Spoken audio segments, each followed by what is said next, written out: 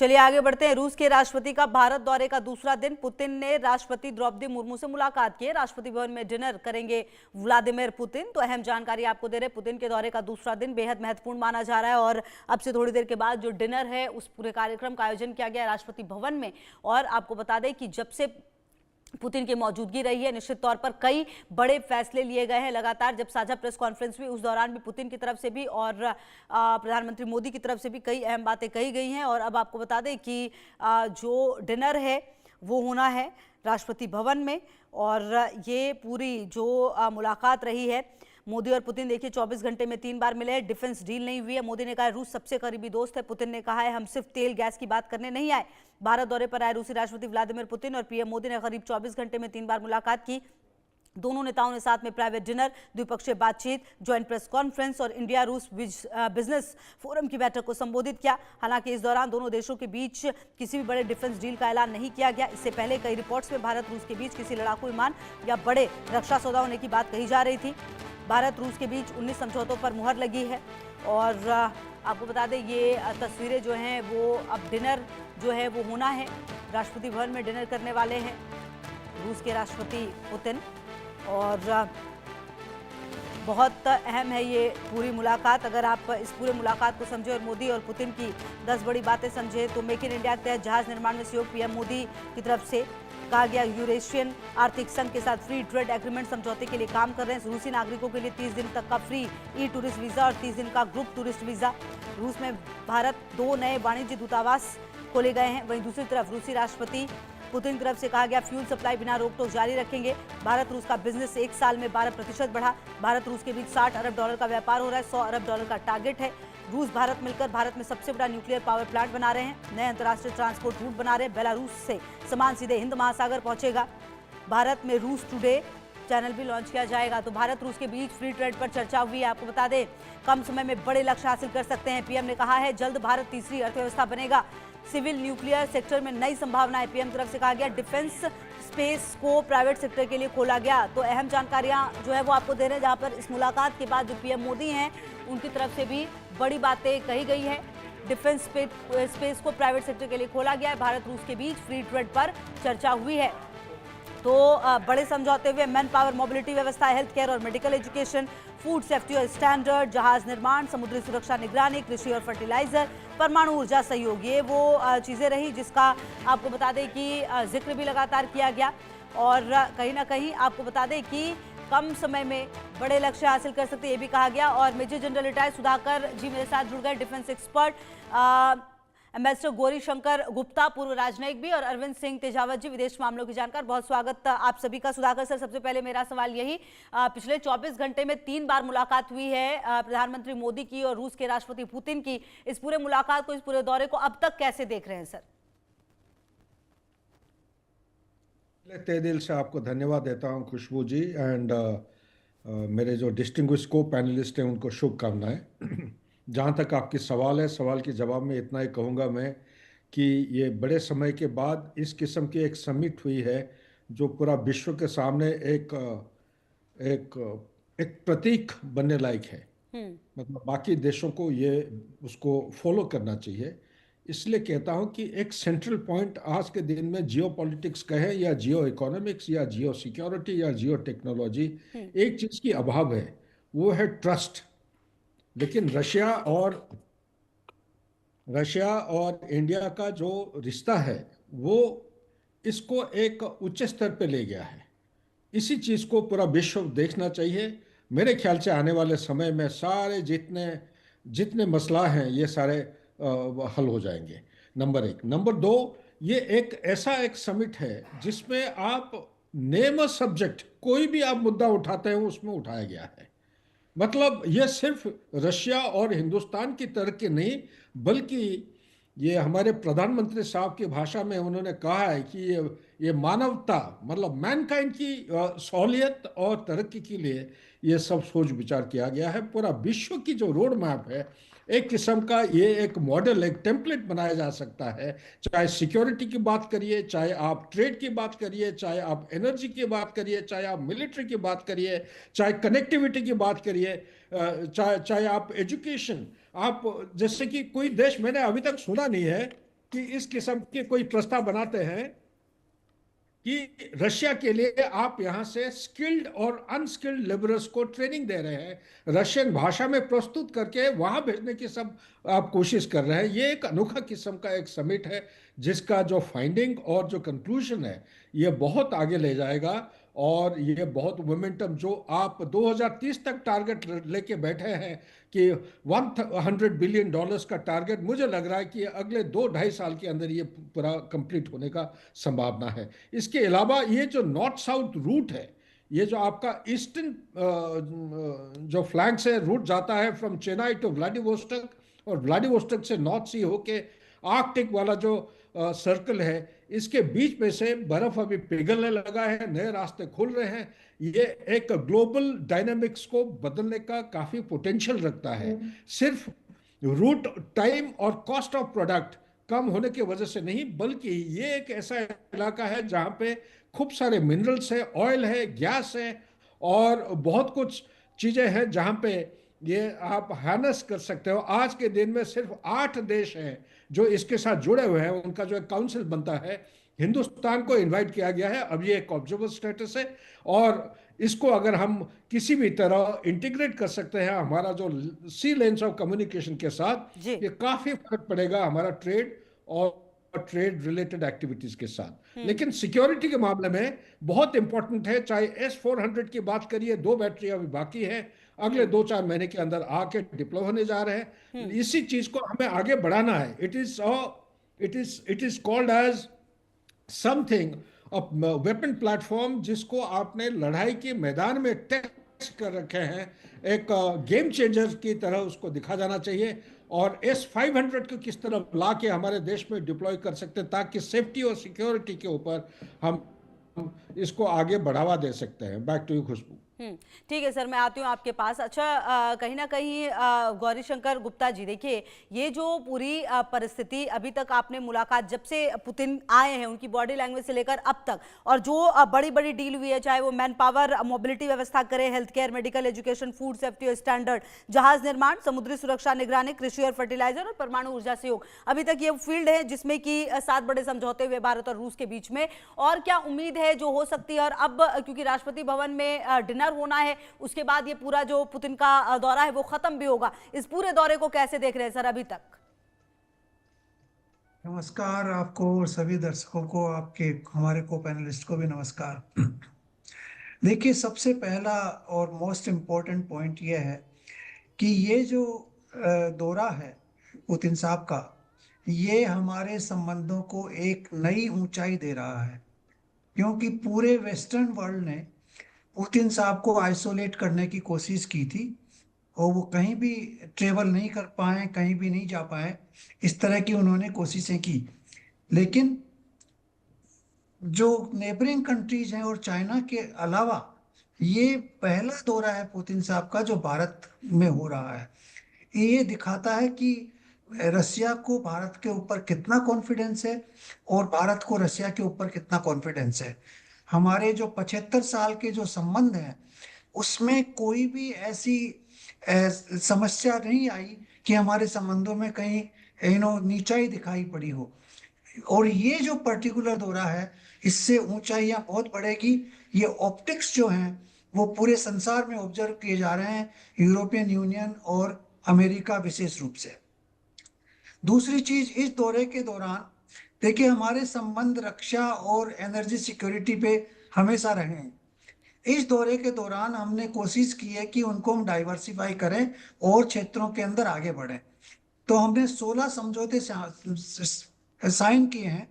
उसमें जो है आप देखिए, फर्टिलाइजर को प्रोडक्शन है, फार्मा यूनिट्स का को प्रोडक्शन है, यूरेशियन यूनियन के साथ फ्री ट्रेड एग्रीमेंट है, रूबल रूबल ट्रेड पे एम्फेसिस दिया गया है, माइग्रेशन और मोबिलिटी, ये एक बहुत बड़ा एग्रीमेंट है जिससे हमारा जो ट्रेंड लेबर है वो रशिया में जाके उनको मदद कर पाएगा।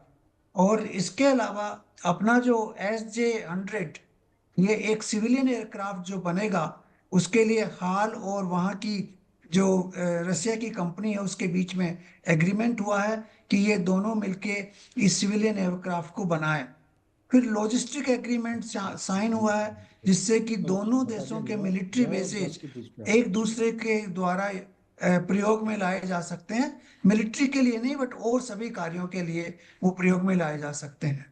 फिर चेन्नई और व्लादिवोस्टोक का एक नया रूट, सी रूट जो है उसको खोला जाएगा, उसको डेवलप किया जाएगा जिससे कि हमारे व्यापारिक संबंध और आसानी से बढ़ सके। इसके अलावा जहाज निर्माण के लिए समझौता हुआ है कि दोनों देश मिलकर जहाज का निर्माण जॉइंटली करें। तो ये एक बहुत ही बड़ा फ्रेमवर्क बना है पहली बार रसिया के साथ कि एनर्जी और डिफेंस के अलावा नए नए सेक्टर्स को प्राथमिकता दी गई है। और ये बहुत जरूरी भी है। ये जरूरी इसलिए है कि इसी के बेसिस के ऊपर हमारी जो आर्थिक एक्सपोर्ट इंपोर्ट है वो सस्टेन कर सकता है और दोनों देशों का जो ट्रेड बैलेंस है वो बिल्कुल ठीक से रहे, एक दूसरे के बहुत ज्यादा इम्बैलेंस नहीं हो। इसके लिए ये बहुत जरूरी है। इसके अलावा तीसरी चीज मैं ये कहना चाहूंगा कि जो प्रतिक्रिया अ, यूक्रेन युद्ध के ऊपर प्रधानमंत्री जी ने दी है और जो प्रेसिडेंट पुतिन ने दी है उससे ये बड़ा क्लियर हो गया है कि भारत जो है किसी भी तरह की मध्यस्थता करने के लिए तैयार नहीं है। लेकिन वो दोनों पक्षों को इनकरेज कर रहा है कि आप दोनों आपस में मिलके इस युद्ध को खत्म करें जिससे कि पूरे विश्व के अंदर जो अस्थिरता का वातावरण बना हुआ है वो खत्म हो। ये चीज प्रधानमंत्री जी ने 2 बार दोहराई विजिट के दौरान। और उन्होंने अभी हैदराबाद हाउस में जो स्टेटमेंट दिया था उसके अंदर बड़ी क्लियरली बोली है कि दोनों पक्षों को बातचीत करके डिप्लोमेटिक तरीके से इस युद्ध को निपटाना चाहिए और हम सभी जो शांति के प्रस्ताव हैं उनको सपोर्ट करते हैं। जी। तो इसमें हमने न अमेरिका का पक्ष लिया है, न रसिया का पक्ष लिया है, न यूरोप का पक्ष लिया है। सबको साथ लेके आगे बढ़ने का एक संकल्प हमने दोहराया है। तो इन चीजों को देखते हुए और जो विश्व की प्रतिक्रिया होगी वो ऐसा होगा कि आप देखिए अमेरिका और वेस्टर्न वर्ल्ड जब हमारे साथ संबंध बनाते हैं तो वो कंडीशनलिटीज के साथ होते हैं कि आप ये करेंगे तो हम ये नहीं देंगे, ये नहीं करेंगे तो ये देंगे। जैसे उन्होंने ट्रम्प साहब ने कि अगर आप वहां से क्रूड ऑयल खरीदोगे तो हम आपको 25% एक्स्ट्रा टैरिफ लगा देंगे। इस तरह की कंडीशनलिटीज जो वेस्टर्न वर्ल्ड लगाता है वो कंडीशनलिटीज कभी भी रसिया ने हमारे ऊपर नहीं लगाई, न हमारे ऐसे संबंधों में किसी तरह का कोई कोई खटास किसी तरह से आई। जी। जबकि अमेरिका के साथ ये बार बार हुआ है। जब हमने S-400 रसिया से लिया उस समय भी अमेरिकी गवर्नमेंट कह रही कि हम आपके ऊपर प्रतिबंध लगाएंगे, आप ये मत लीजिए। जब हमने ईरान से ऑयल लेना शुरू किया वहां पर भी उन्होंने प्रतिबंध लगा दिया। अभी वेनेजुएला से हम ऑयल नहीं ले सकते। तो ये तरह तरह की जो कंडीशनलिटीज जो हैं वो बहुत ही परेशान करती हैं किसी भी देश को। ठीक है और सर, ये मैं वेस्टर्न आपके वर्ल्ड पास की आती हूँ। बेहद उपनिवेशवाद महत्वपूर्ण की बात आप कह रहे हैं सर, स्थिति है। क्योंकि ये जो मुलाकात थी सर इस पे पूरी दुनिया की नजर थी निश्चित तौर पर, क्योंकि पुतिन का यहाँ पर आना, इस तरीके से रहना, बातचीत करना, ये अपने आप में एक नॉर्मल घटना नहीं थी। अरविंद जी, इस पूरे मुलाकात को आप किस तरीके से देखते हैं? अभी तक की जो डील हुई है उसको किस तरीके से देखते हैं? 24 घंटे में 3 बार पीएम मोदी का पुतिन से मिलना, जिस तरीके से ये पूरी यात्रा रही है उसको किस तरीके से देखते हैं और इसका असर आने वाले समय में किस तरीके से भारत पर पड़ेगा? ये वाकई बहुत ही महत्वपूर्ण यात्रा थी, काफी बहुप्रतीक्षित यात्रा थी। हालांकि ये अलग बात है कि बहुत तैयारी का वक्त काफी कम मिला, नहीं तो इसे और शानदार बनाया जा सकता था। तो थोड़े से वक्त कम के कारण पर काफी महत्वपूर्ण चीजें हुई है। और जैसा कि मैंने कहा भी था कि ये दरअसल इस पूरे वर्ष की सबसे महत्वपूर्ण घटनाओं में होगी हाँ। और इतिहास में इसे दर्ज किया जाएगा, खासकर भारत रूस के संबंधों को लेकर। इसके बाद में बहुत सारी चीजें तय हो जाती है। और जैसा कि बिल्कुल गौरीशंकर गुप्ता साहब ने ठीक ही कहा है कि जो वेस्टर्न वर्ल्ड है उनकी दोस्ती कंडीशनल है, जबकि जो रूस के साथ हमारी दोस्ती है वो ऑल वेदर फ्रेंडशिप है, किसी भी मौसम में उसको आजमाया जा सकता है और वो एकदम दुरुस्त निकलेगी। पर इसके कुछ कॉन्सिक्वेंसेज भी हो सकते हैं जिसकी तरफ हमें ध्यान देना होगा। खाली इससे रूस की दोस्ती से नाराजगी खाली अमेरिका को ही नहीं यूरोपियन यूनियन को भी होगी, और उसके बाद में इजराइल और भारत के संबंध भी इससे प्रभावित होंगे, और खासकर वे गल्फ कंट्रीज जिस पे अमेरिका का प्रभुत्व है। तो ये सारी चीजें भारत को आगे ध्यान में रखनी होगी, और मुझे लगता है कि जब हम अमेरिका से जब किसी समझौते के करीब पहुंचने वाले होंगे, तब भारत इन सब चीजों को बैलेंस करने की कोशिश करेगा। खासकर भारत ने कुछ जो विमान के सौदे, कुछ हथियारों के सौदों पे जो ठंडा पानी डाल दिया है, वो इसलिए ताकि अमेरिका को खुश करने के लिए हम बाद में उन हथियार सौदों को या उन सब जो ट्रेड के लिए हम अमेरिका को एक ऑफर दे पाएंगे एक अच्छी डील के लिए। तो ये सब कुछ है जो इस पर्दे के पीछे छुपी हुई है, और पुतिन साहब को यहाँ आने में 4 साल लग गए। इसके पीछे भी कहीं ना कहीं कारण भारत और अमेरिका की नजदीकियां थी। चीन भी इसको काफी गहरे नजर से देख रहा है, और चीन भी ये चाहता है कि अगर वह अमेरिकन खेमे से बाहर दूर हटकर अगर वह हमारी तरफ अगर झुकाव दिखाता है, तो वो काफी ठीक है। तो ये तमाम चीजें हैं जो आगे का रोड मैप तय करेगी। पर मुझे लगता है कि वेस्टर्न वर्ल्ड जहाँ के और हमारे जो खासकर, क्योंकि आर्थिक जो पर कैपिटा इनकम में भी काफी ज्यादा फर्क है, और जो हमारी आर्थिक समृद्धि जो खासकर व्यक्ति आधारित है उसमें भी काफी फर्क है। इसलिए मुझे लगता है कि अगर भारत के लोग चीन और रूस की तरफ अगर जाते हैं और वहां अपने लिए काम ढूंढते हैं, तो ये भारत के लंबे दौर के विकास के लिए काफी ठीक रहेगा। क्योंकि शी जिनपिंग साहब ने भी कहा कि भारतीय लोग यहाँ आए, यहाँ से तकनीकी सीख कर जाए, और जो चीन यह सीखें कि चीन कैसे सस्ते उत्पाद कर रहा है। तो ये है कि हमें केवल वेस्टर्न वर्ल्ड के भरोसे नहीं रहना चाहिए, और हम्म। जो क्योंकि भारत एक उपनिवेश रहा है, इसलिए उस पर डिपेंडेबिलिटी स्वाभाविक है। और क्योंकि हमारे सोर्स ऑफ स्टडी से लेकर सोर्स ऑफ इंफॉर्मेशन सब कुछ अंग्रेजी में होते हैं, अगर हम इसको डाइवर्सिफाई करके रशियन और चाइनीज में अगर हम करें, तो मुझे लगता है कि एक अपार संभावनाएं भी है, और वहां से हम कुछ बहुत कुछ जो बराबरी के स्तर पर जो फायदे की चीजें हैं वो निर्धारित की जा सकती है। और मुझे हम्म। लगता है कि जो पुतिन साहब की ये जो यात्रा है वो इसी दिशा में एक काफी महत्वपूर्ण कदम है।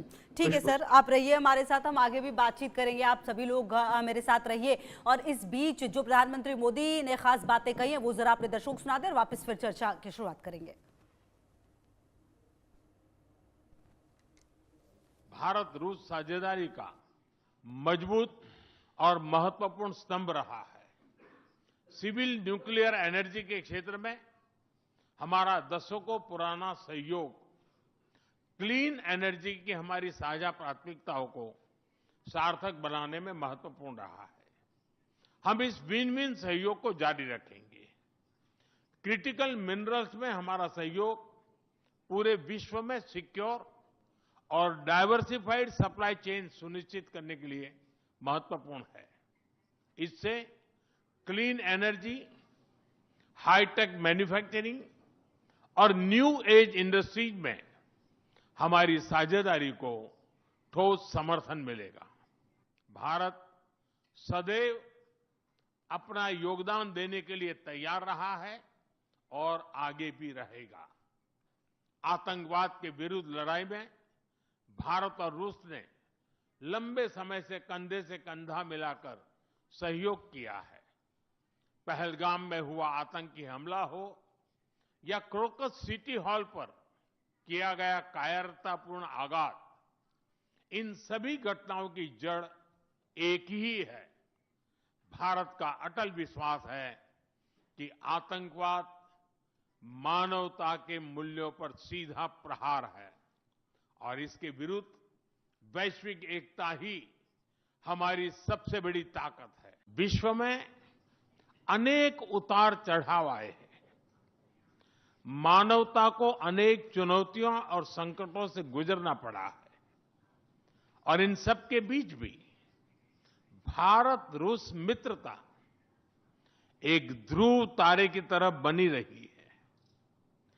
परस्पर सम्मान और गहरे विश्वास पर टिके ये संबंध समय की हर कसौटी पर हमेशा खरे उतरे हैं।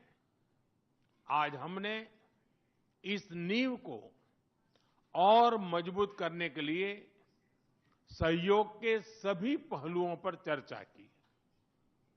आर्थिक सहयोग को नई ऊंचाइयों पर ले जाना, हमारी साझी प्राथमिकता है।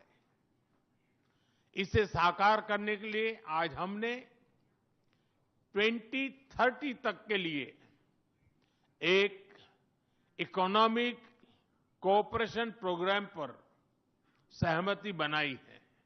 आज भारत और रूस के 23वें शिखर सम्मेलन में राष्ट्रपति पुतिन का स्वागत करते हुए मुझे बहुत खुशी हो रही है। उनकी यात्रा ऐसे समय हो रही है जब हमारे द्विपक्षीय संबंध कई ऐतिहासिक माइलस्टोन के दौर से गुजर रहे हैं। ठीक 25 वर्ष पहले राष्ट्रपति पुतिन ने हमारी स्ट्रेटेजिक पार्टनरशिप की नींव रखी थी। 15 वर्ष पहले 2010 में हमारी साझेदारी को special and privilege strategic partnership का दर्जा मिला। पिछले 2.5 दशक से उन्होंने अपने नेतृत्व और दूरदृष्टि से इन संबंधों को निरंतर सींचा है। बिल्कुल। और सुधाकर सर, मेरा अगला सवाल ये है कि जिस तरीके से ये मुलाकात हुई है, प्रधानमंत्री मोदी के जो सारे शब्द आए हैं, जब एक मोदी जैसे प्राइम मिनिस्टर बोलते हैं तो उनकी बातों का वजन होता है। उन्होंने ये कहा कि जो रूस सबसे करीबी दोस्त है, और ये हमने देखा भी है, दशक दर दशक रूस के साथ दोस्ती हमारी बढ़ी है, वो 70 दशक का लगभग साथ हो चुका है। ऐसे में पुतिन का यहाँ पर आना, ये मुलाकात अपने आप में बताता है कि आने वाले समय में रूस और भारत किस तरीके से आगे बढ़ेंगे, क्योंकि रूस एक विकसित देश है। निश्चित तौर पर भारत की जो जरूरतें हैं वो ज्यादा हैं, लेकिन रूस भी इग्नोर नहीं कर सकता भारत को, क्योंकि जिस तरह से साउथ एशिया में भारत की बढ़ती हुई शक्ति है, ये बात पुतिन भी बहुत बेहतर समझते हैं। बिल्कुल खुशबू, बहुत अच्छा मुद्दा आपने उठाया है। देखिए, विश्व में ये जो विजिट है, इसके साथ जियोपॉलिटिकल पहलू जुड़ा हुआ है, इसका रीजनल पर्सपेक्टिव है, इसका एक नेशनल पर्सपेक्टिव है, लेकिन सबसे बड़ी चीज़ है रशिया और जो इंडिया का जो नेशनल इंटरेस्ट है, वो किस हद तक ये नेशनल इंटरेस्ट पूरा हो रहे हैं। और जहाँ तक आप ये जो पॉइंट उठा रहे हैं, आज के दिन में अगर ये चीज़ें आप एक इवैल्यूएट करने की कोशिश करेंगे, उसको देखना पड़ेगा कि वातावरण कैसा है। एक तो पैंडेमिक बैकग्राउंड में है, पैंडेमिक के बाद रूसो यूक्रेन वॉर अभी तक समाप्त नहीं हुआ, और मिडिल ईस्ट में लड़ाई, और यहाँ पे strategic rivalry Indian Ocean plus South China Sea में जो चल रहा है दंगा on day to day basis. Boat is ramming, Chinese boat is ramming against the Philippines. तो इस किस्म के तनाव के साथ आप अगर टैरिफ वॉर को भी जोड़ देते हैं और इंडिया जैसे देश को कोई लॉन्ड्रोमैट बुलाता है, तो इसमें क्या है कि एक चीज जो है एक्सेंचुएट करता है, वो है ट्रस्ट डेफिसिट बढ़ती जाती है, नेगेटिव फीलिंग ज़्यादा होता है। अभी जैसे हमारे 2 डिस्टिंग्विश को पैनलिस्ट साहब ने कवर किया है, बिल्कुल सही बात कह रहे हैं कि विश्व में अभी इतना टर्मोइल होते जा रहा है, अलग अलग पहलू, अलग अलग चीज़ों से, जिसको कुछ नाम नहीं देना चाहिए। जैसे सोमाली है, सोमाली को भी गाली गलौज देना, अंतर्राष्ट्रीय लेवल पे एक सुपर पावर का प्रेसिडेंट है, इसका काफ़ी नेगेटिविटी बैठता है। सिर्फ मैं निष्कर्ष में या निचोड़ में यहीं पे कहना चाहता हूं 3-4 चीजें जी। सबसे पहला चीज, एक बैलेंस ऑफ पावर आज के दिन में अभाव है हर जगह जगह। नंबर 2, जो हम यूनिपोलैरिटी सोच रहे थे कि सोवियत यूनियन डिसइंटीग्रेट होने के बाद जो कोल्ड वॉर 2.0 यानी कि 21st सेंचुरी में अभी हम गुजर रहे हैं, यूनिपोलैरिटी देखने में मिलेगा, ये देखने में नहीं मिला है, बल्कि मल्टीपोलर वर्ल्ड अभी इमर्ज होने लगा है, पॉलीसेंट्रिक वर्ल्ड। तो इसमें 3-4 पहलू उभर के आते हैं। अमेरिका और चाइना टाइम टू टाइम ये इस्तेमाल करते हैं G2 यानी कि बाइपोलर वर्ल्ड। अमेरिका कह रहा है कि आप इस तरफ मेरे को परेशान मत करो, चाइना कह रहा है कि ताइवान को तो मैं किसी भी तरह रीयूनिफाई करूंगा, don't unnecessarily medal into my affair, I will come down very heavily, क्योंकि चाइना वो नहीं रहा जो पहले होता था। इसी के साथ रशिया जो है, you can not ignore it. Russia का ग्लोबल फायर पावर इंडेक्स अगर आप देखेंगे 2025 का, अमेरिका के बाद ये नंबर 2 आता है। लेकिन ये जो 3 चीजें मैंने बताया, इसी को बैकड्रॉप में अगर आप हिंदुस्तान को देखते हैं, स्ट्रांग मैसेजेस गए हैं। नरेंद्र मोदी साहब ने बिना कहते हुए भी इन्होंने बोल डाला है कि आप किसी भी हालत में ग्लोबल ऑर्डर में कोई भी चीज होता है, हिंदुस्तान को इग्नोर नहीं कर सकते हैं, नंबर 1। नंबर दो, जो स्ट्रेटेजिक ऑटोनॉमी है भारत का, इसके ऊपर जी। आप कोई ना प्रेशर डाल सकते हैं ना कोई दबाव डाल सकते हैं। नंबर तीन, हम हिंदुस्तान का नेशनल इंटरेस्ट को बरकरार रखते हुए हमारा जो रिक्वायरमेंट है, हम अपनी रिक्वायरमेंट के मुताबिक हम डिसीजन लेंगे, चाहे तेल लेना है नहीं लेना है, विल टेक ए कॉल। और साथ ही सोवियत यूनियन का जो लिगेसी जो एक्सटेंड हुआ है अभी रशिया के प्रति, रशिया के साथ ये जो संबंध हम बढ़ा रहे हैं, ये एक किस्म का एक मैसेज है पूरा ग्लोबल ऑर्डर को, कि ट्रस्ट की वजह से आप जिस तरह पीस प्रपोजल बना रहे हैं, 27 पॉइंट 28 पॉइंट काट के 27 कर दिया, कोई कह रहा 19 पॉइंट, इस तरह पीस प्रपोजल लास्ट नहीं होगा, सस्टेन नहीं कर पाएगा। बल्कि एक रास्ता नरेंद्र मोदी साहब दिखा रहे हैं बिना जी। पीस, बिना नोबेल पीस प्राइज के बारे में बात करते हुए, बिना उसका चाहत एक्सप्रेस करते हुए, ये होता है तरीका। अगर आप पुतिन साहब को अगर बोलेंगे, ये शायद मेरे ख्याल से पुतिन साहब कुछ ना कुछ रास्ता निकाल के दे सकते हैं। बिल्कुल। इसलिए विश्व को एक कंस्ट्रक्टिव, एक सकारात्मक रोड मैप के साथ आगे बढ़ने के लिए सिर्फ एक ही देश है, वो है हिंदुस्तान, जो कि हमारा जो लीडरशिप है ये बहुत बढ़िया तरीके से एक व्याख्या करते जा रहे हैं। और हमें सपोर्ट करने वाला एक है P5 मेंबर। वो P5 मेंबर कौन है? वो है रशिया, जो कि evergreen, higher than the Everest and deeper than the sea. ठीक है सर, ओके। आती हूँ सर आपके पास। अच्छा गौरी शंकर जी, ये जो पूरी मुलाकात हुई और अब जो है डिनर, इस पूरे मुलाकात के दौरान जो चीज़ें लगातार नजर थी, रक्षा सौदों पर बात हो रही थी, क्योंकि रूस बहुत ही ज़्यादा भरोसेमंद रहा है। S-400 की बदौलत हमने ऑपरेशन सिंदूर में भी बहुत ही जवाब जो है वो कड़े तरीके से दिया था। इसीलिए अब इंतजार इस बात का है कि फाइनली जब ये पूरा कंप्लीट होगा उसके